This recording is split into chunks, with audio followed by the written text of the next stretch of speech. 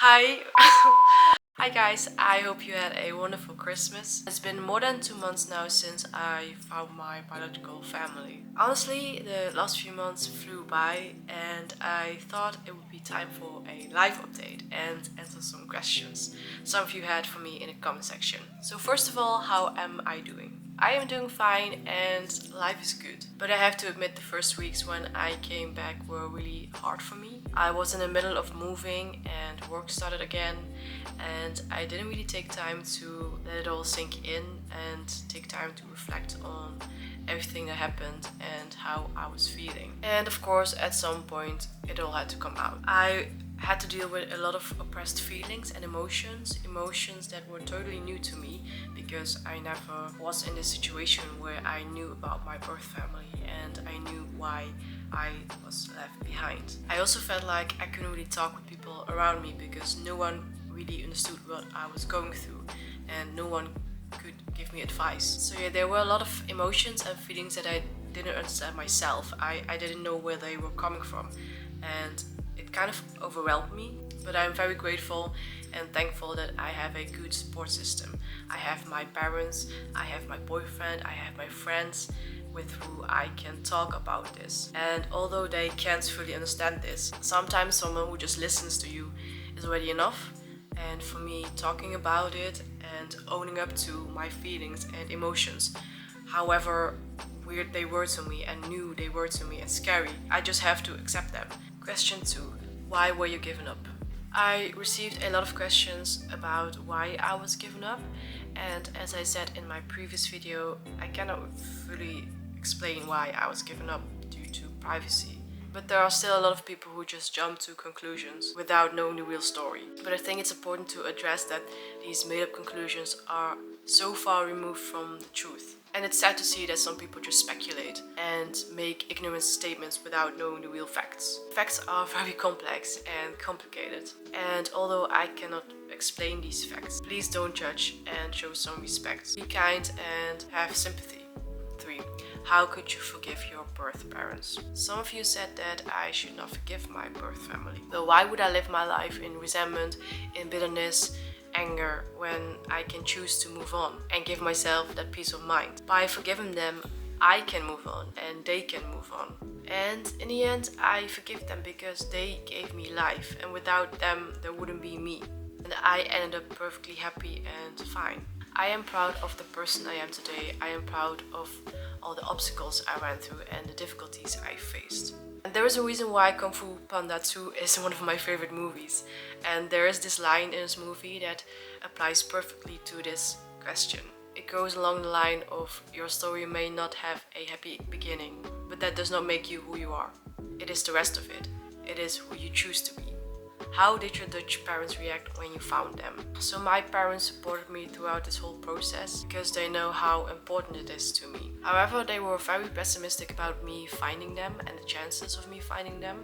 And they told me before I went that I should have zero expectations because the chances of finding them are nearly zero. So when I called my parents with the news that I found them, they were shocked and couldn't believe it. They were also super happy for me because they know how long I've been wanting this and how much work I put into this. And they were also super proud that I just took the step of going to China, doing all the research, doing all the planning and finding them. But of course they also needed some time to get used to this idea of me having now 2 sets of parents. But for them, love can be shared and me finding them will change nothing between our bond. I will still remain their daughter and they will still remain my parents. Some people said that I betrayed my Dutch parents by finding them. However, I think that me finding them made our bond even stronger. Why did you want to find your family when you lived such a good and happy life in the Netherlands? I indeed lived a very happy, healthy and wealthy life in the Netherlands, and I am grateful and thankful for that. But I don't think that that means that I cannot have questions about my past, my roots and my story. I believe it's my right, and I believe it's everyone's right to know where they are from. And I think it's only natural to want to find out where you come from and how your story began. Besides, I think that being a very curious person adds fuel to me wanting to find out about my past. And there's nothing wrong with being curious. So it's your second time visiting China and your orphanage. what changed. So I visited China for the first time back in 2009 and a lot has changed. I mean, China is now like a world leader when it comes to economics and technology. But also I changed, also I grew up. And when I was 11 years old back in 2009, I didn't really think about my birth family and about finding them. I didn't think about my adoption having this big impact on my life, on my identity. So I think the biggest change for me is me. I grew up and I became much more wiser, much more knowledgeable and curious about my past. Will you learn 普通话 now?